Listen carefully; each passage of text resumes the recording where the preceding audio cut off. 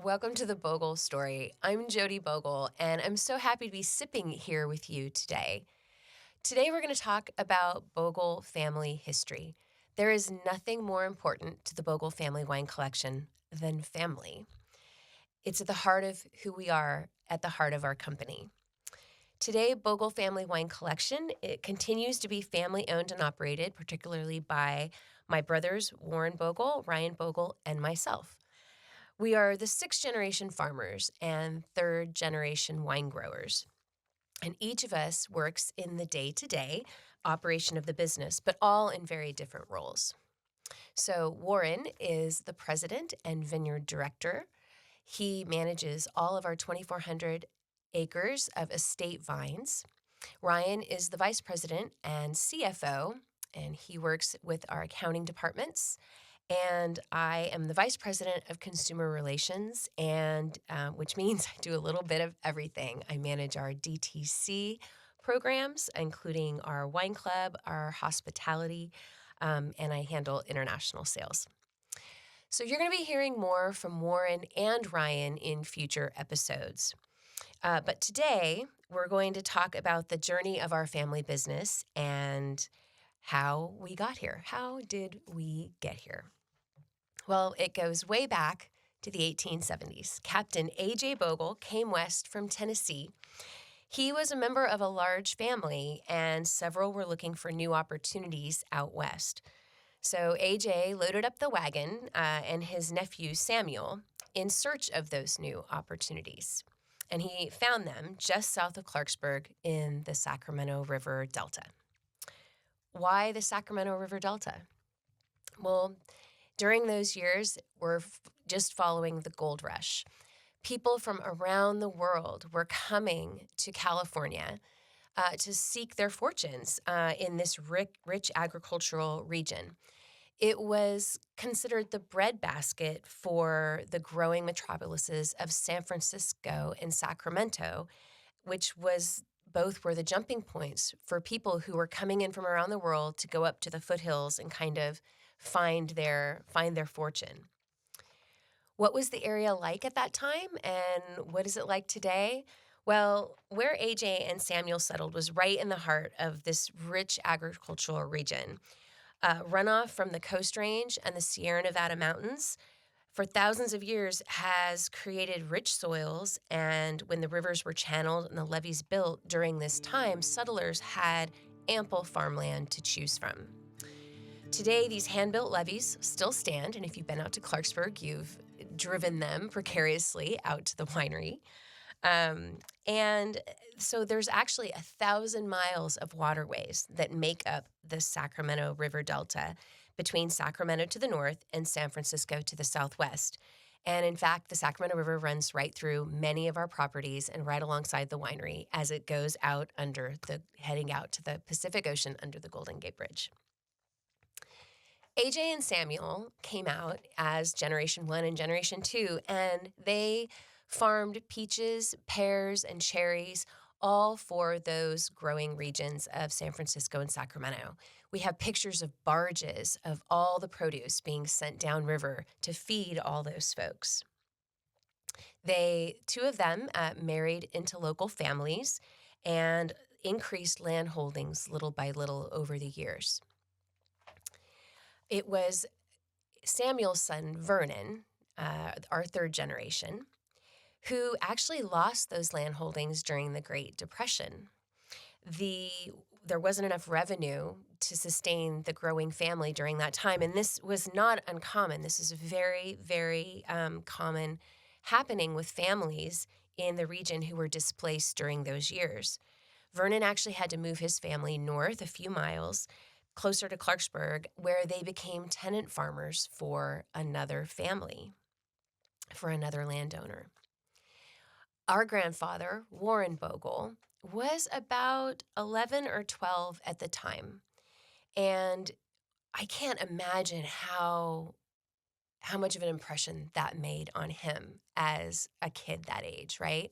To have lost the land your family farmed, the dirt he played in, the house he most certainly was born in.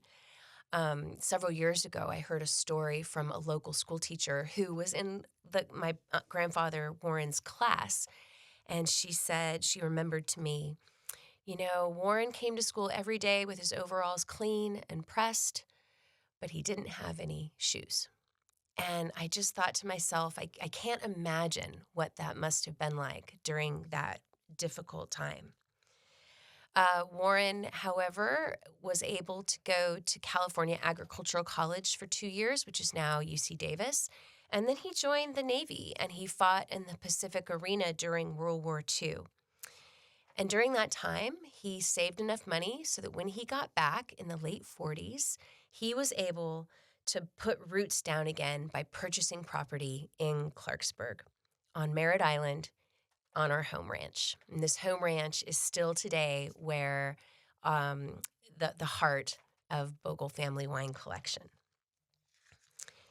Over the years, Warren added to his land holdings, but he was a row crop farmer.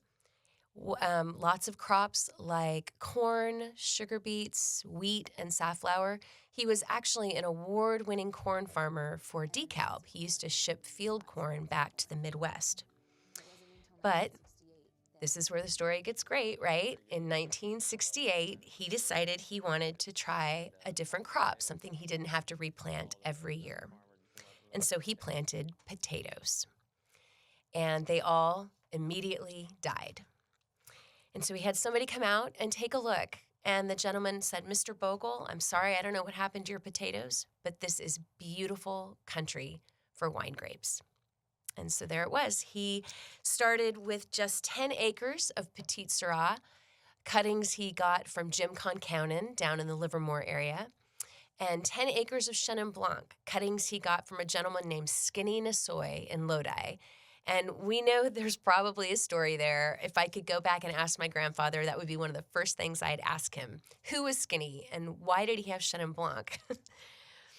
But the Chenin Blanc and the Petite Syrah thrived in our lands, in our soil. And so from 1968 to 1978, we grew wine grapes, adding a few more every year. We grew wine grapes for other wineries like Wente, Charles Krug, Sebastiani. And then in 1978, we decided to put it in the bottle under our own label.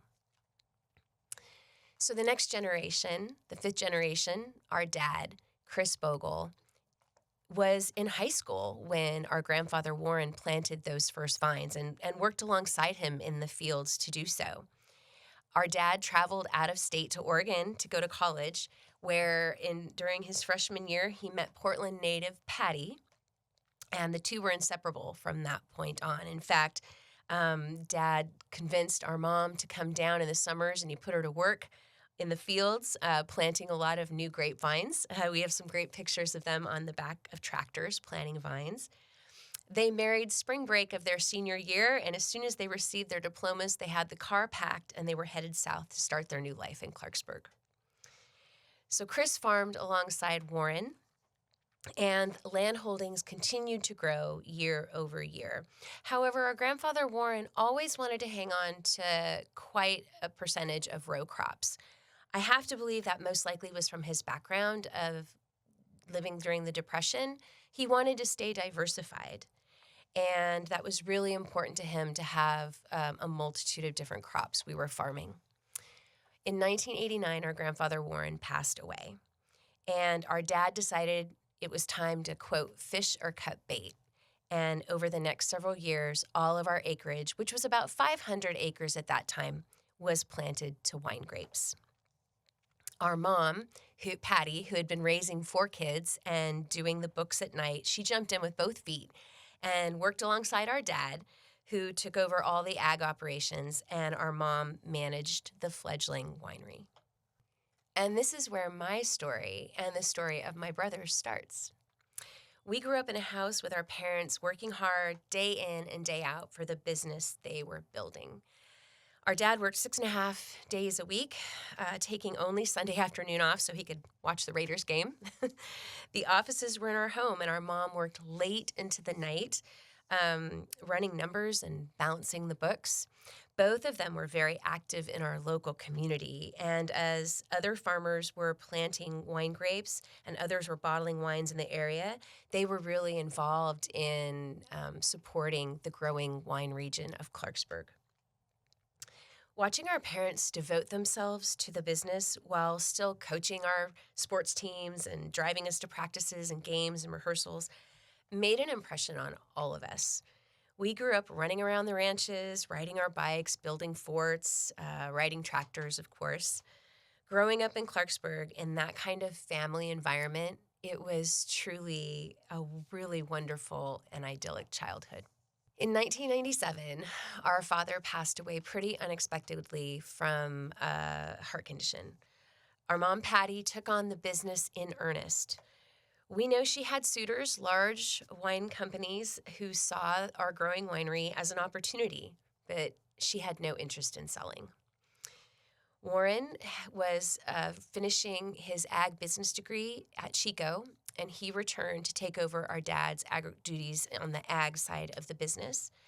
And I was teaching English in Oregon, and it was a very easy decision to come back and circle the wagons and start working with Mom and Warren to carry on the business.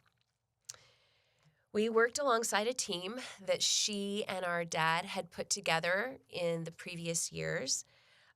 You will hear from both Chris Smith, who's been with us for 34 years, and Eric Offit, who's been with us for 30 in these podcast episodes as well. So it was just a few years later when something truly amazing happened. The Wall Street Journal Dow Jones Wine Index, written by Dorothy Gator and John Brusher, mentioned our Merlot and our Chardonnay as wines under $10 to look for 2 or 3 consecutive years. It's one thing to be in the Wine Spectator or the Wine Enthusiast or to be in an industry magazine, but when the Wall Street Journal puts you in their magazine, in their newspaper that millions of people get every day as a wine to look for, it makes a huge impact. People were coming into the tasting room with the paper under their arms saying, I want to try this wine. And that was really where that was such a huge pivotal moment for the business. And what did this do to the business? It took off like a shot. From 2000 to 2015, we appreciated double-digit growth every year. Our goal during this time continued to be managing the demand and growing without sacrificing quality. In just a few short years, we had outgrown our little winery at the home ranch and were outsourcing much of our winemaking, from crushing grapes in Lodi and Monterey, cellaring wines at Wenny Brothers in Livermore, and bottling at Sonoma Wine Company. At one point, we were making wine in 6 or 7 different locations around the state, with our team overseeing all those operations, of course. That little Prius got a lot of mileage. Our mom's direction during this time cannot be understated. She led the company, she drove with her passion and her devotion to building the business in the marketplace. But she knew that the way we were making our wines in so many different locations wasn't sustainable.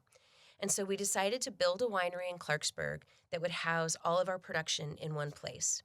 In a future episode, Ryan's going to talk about the winery and our state-of-the-art facility, its construction, and what sets it apart from others in the industry. Sadly, Patty had to step away from the business in 2007 due to her health and passed away after a 4-year fight with leukemia. She did not get to see the winery completed, but she was involved in the early planning and design and was so excited about what this winery would mean for the future of Bogle. Ryan came back into the fold at this time, taking on many of Patty's accounting duties, and was there at the completion of construction of the new winery alongside Warren and myself. And that brings us to today.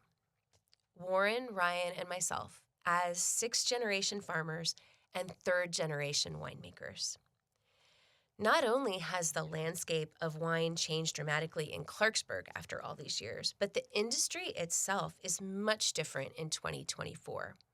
Our company is different, no longer just Bogle Vineyards, but Bogle Family Wine Collection, a company with a stable of brands at multiple price points targeting various demographics.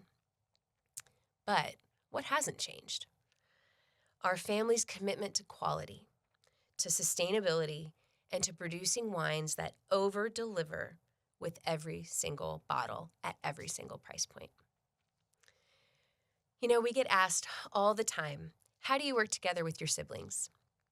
With all three of us working in our own niche within the company, we all have our own perspective about things. We disagree very seldom, believe it or not. And when we do, we have meaningful and thoughtful discussions in order to work through the issues. And then, of course, there are three of us, so there's always a tiebreaker if need be. But at the end of the day, we have the same goal and the same vision for the company. And what is that vision? We didn't start this business. Our job is pretty simple: to keep the company strong, evolving, and relevant in the industry so that someday, if any of them chooses, the seventh generation can come in, get involved, and carry it on as well. That's what we hope for. Thank you for listening to the Bogle story. We are happy to have you be a part of it.